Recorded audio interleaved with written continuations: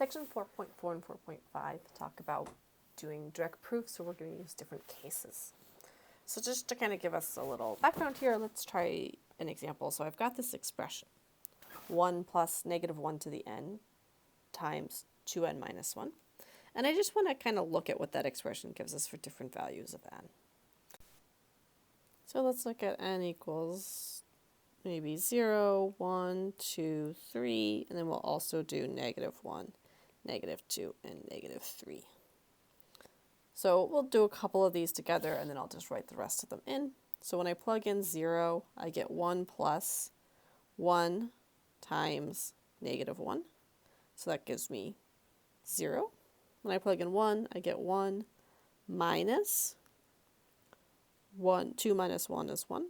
So that also gives me 0. Okay, so maybe we can conjecture that they're all 0. I plug in 2, I get 1 plus this time. 2 times 2 is 4, minus 1 is 3. Okay, so I got 4, so they're not all 0. So I'm going to go ahead and just fill in the rest real quick, and I encourage you to kind of calculate them out and do the same. All right, so what did I get here? So for 2, I got 4. For 3, I got negative 4. And then I tried the negative values. So I got 4 for negative 1, and then another negative 4 for negative 2, and 8 for negative 3. And then I just tried some more bigger integers, positive integers. I got 8, and then a negative 8, and then a 12, and then a negative 12. So one thing I can notice is that all of these numbers are divisible by 4. So proposition, this expression is always divisible by 4. Let's see if we can prove it.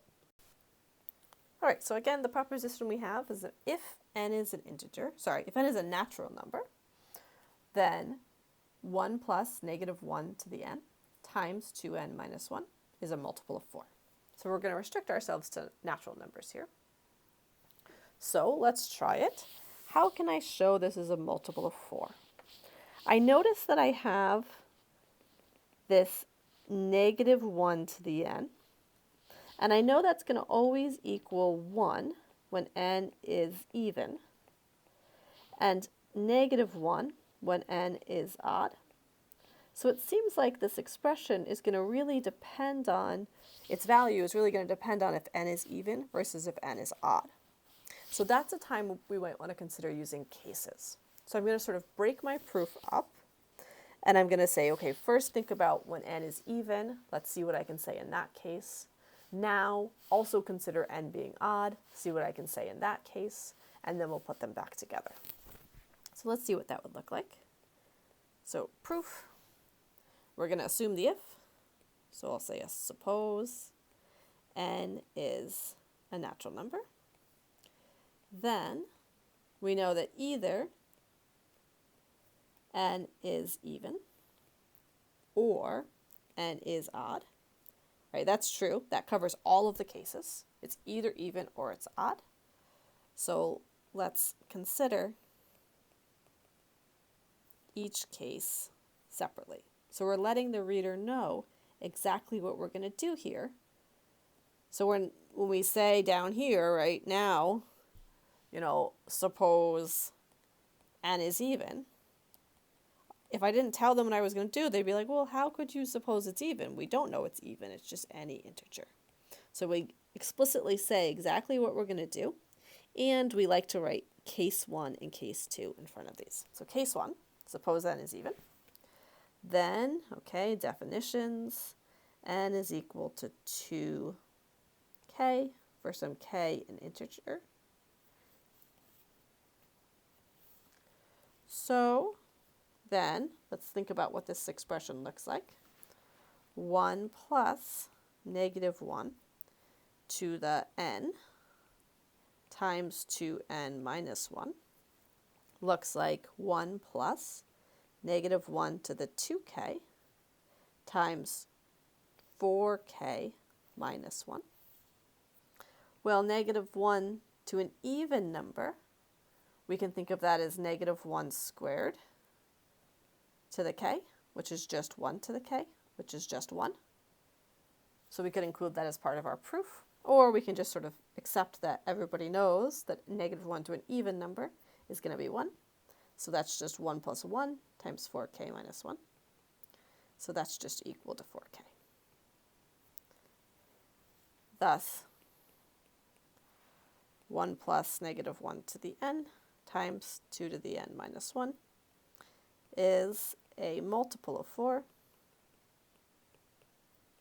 when n is even. Okay, so that was case 1. Now let's look at case 2. In case 2, I'm going to suppose it's not even, and if it's not even, it has to be odd.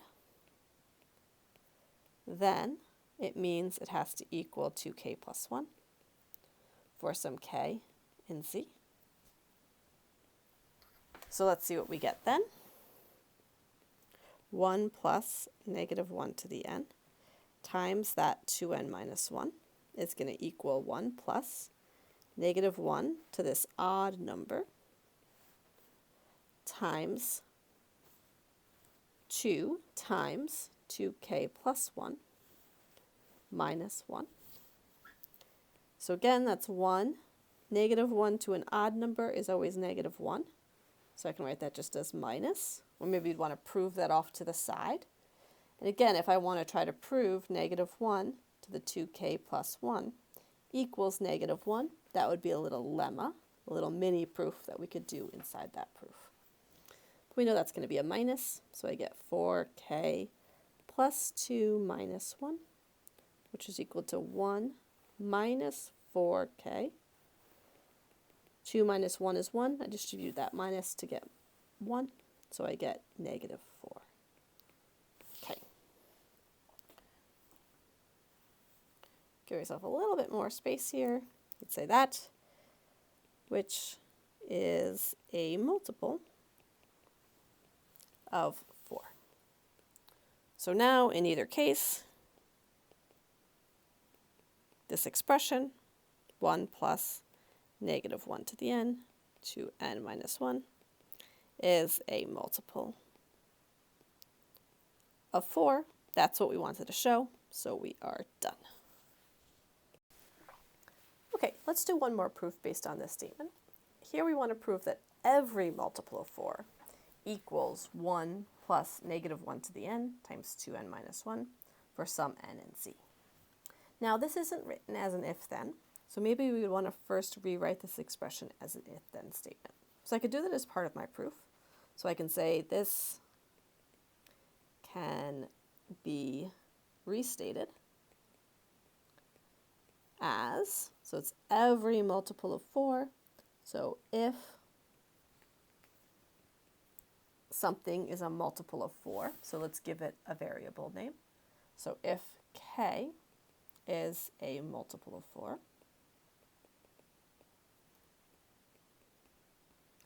then k is equal to 1 plus negative 1 to the n times 2n minus 1 for some n in z, where n is in z. So I could even say then there exists some n in z such that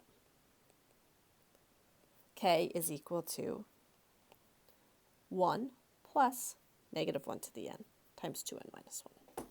So here, because again this is a there exists proof, what I want to do is actually give a formula for what this is. And we're going to do that in terms of cases. So let's think about how we can do that. One thing we noticed was that we're going to get positive and negative numbers alternating. So let's say, right, I'm starting with some multiple of 4, and maybe I want to think about whether I'm having a positive multiple of 4 or a negative multiple of 4. So let's start that out. So I'm going to assume my if. So assume k is a multiple of 4.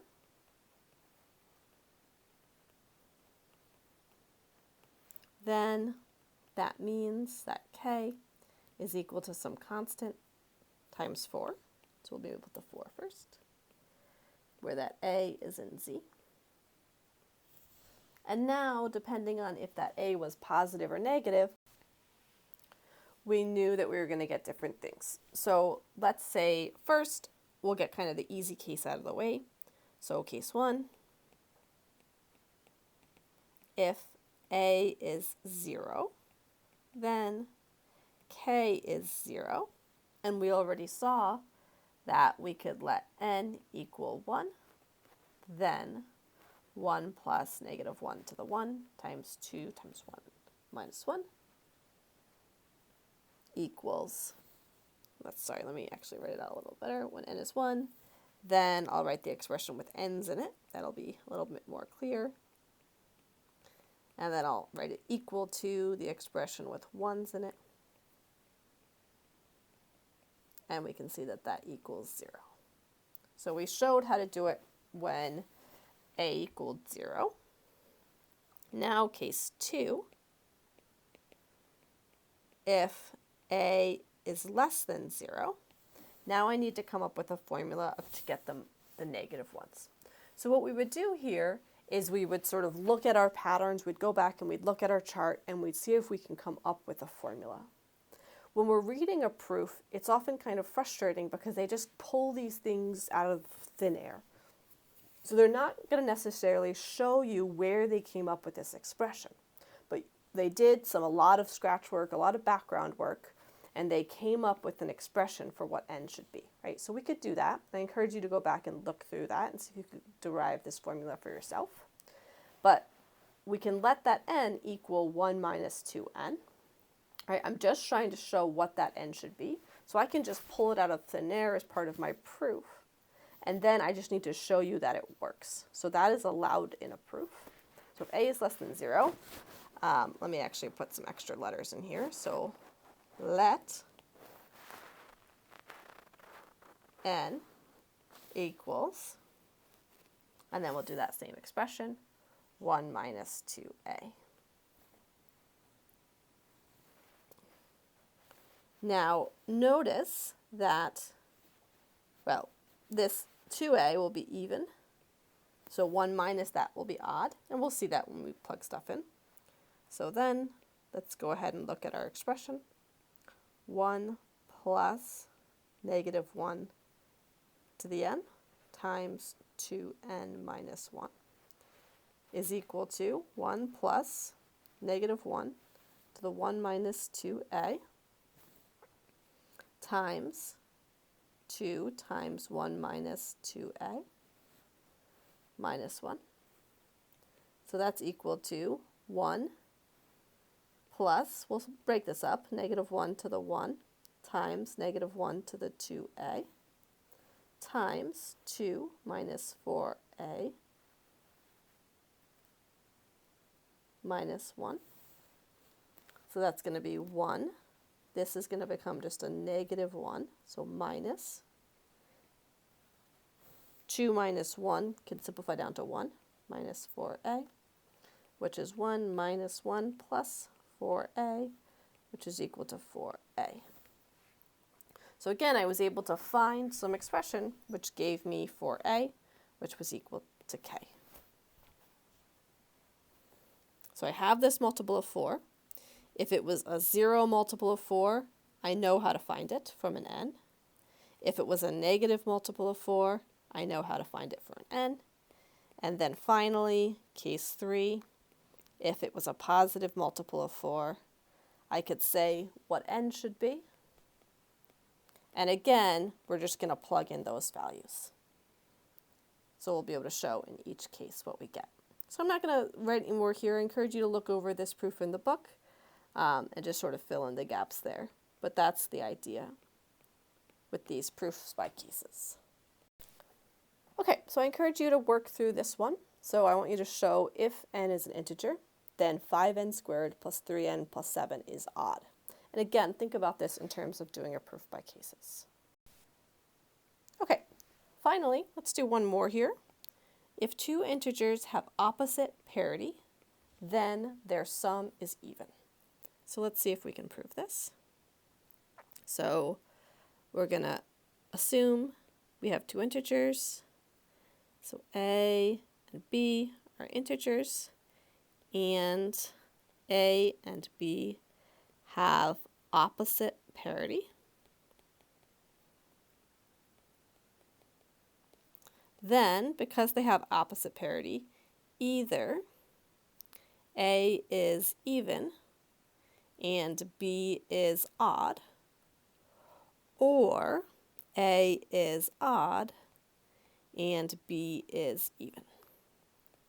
So then I can say case 1, A is odd and B is even. Put a little suppose in there. So then A is equal to 2k plus 1, B is equal to 2m, where k and m are integers. So then the sum is equal to 2k plus 1 plus 2m, which is equal to 2 times k plus m plus 1, which is odd. And then in case 2, we want them to swap. So A is going to be even and B is going to be odd. So then A is equal to 2k, B is equal to 2m plus 1, where k and m are in C. So the sum is equal to 2k plus 2m plus 1, which is equal to 2 times k plus m plus 1, which is odd. So in each case, the sum is odd. So I am done. All right, quick proof, right? If we notice here, these cases are basically exactly the same as each other. We didn't really gain anything from drawing them out, right? And each of these variables were just arbitrary.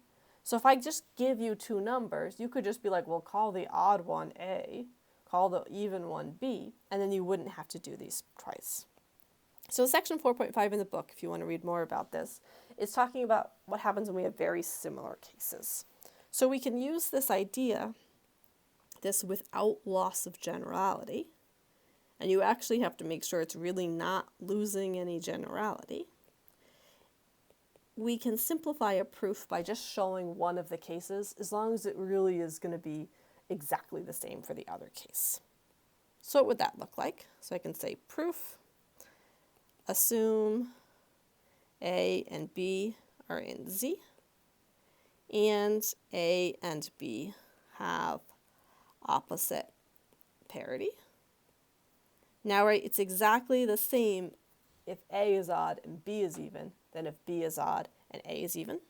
So I can say without loss of generality, I'm not losing anything by making this assumption, assume A is the even one. So whichever one happens to be even, call it A. And then B would have to be the odd one. Now I don't have to go through and do each case because I've just kind of reduced those cases to a single case using this idea of without loss of generality. So then, right, I can just do that one case. A is equal to 2k, B is equal to 2m plus 1, where k and m are in Z.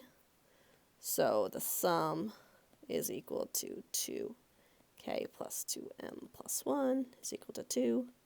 K plus m plus 1, which is odd. And then I'm done because I have that without loss of generality statement there. So we use this enough that it has its own acronym. So you'll see that W log sometimes, and that means without loss of generality. But you have to be really careful when you're using this because you really need to make sure that you aren't losing any generality.